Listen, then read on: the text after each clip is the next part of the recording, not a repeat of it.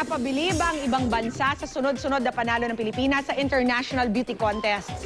Dito kasi sa Pilipinas piniling mag-training ng ilang beauty title holders mula Thailand at iba pang bansa na sasabak sa iba't ibang international pageants. Yan ang chika ni Lars Santiago.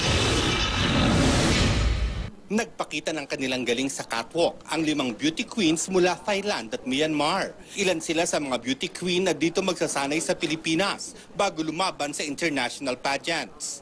Matapos kasi ang sunod-sunod na panalo ng mga kandidata ng Pilipinas sa iba't ibang beauty pageant itong mga nakaraang taon, naging interesado raw sila sa klase ng training na nakukuha ng Filipino beauty queens. Beauty queen in Philippines are always successful.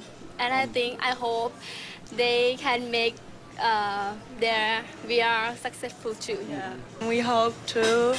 We are the winner. Yeah. Okay, so 4 na Pilipino na bumubuo ng grupong Gold yan ang mamamahala sa pagsasanay ng foreign beauty queens.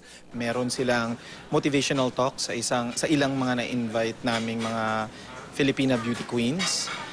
Para magbigay din or mag-share din ng mga advice. Pero paglilinaw ng trainers, sa mga Pinoy pa rin ang suporta nila. Filipinos pa rin kami, so we will definitely support them pa rin kahit sa ang pageant yan, Miss Universe, Miss World, and Miss Intercontinental, Miss Supranational.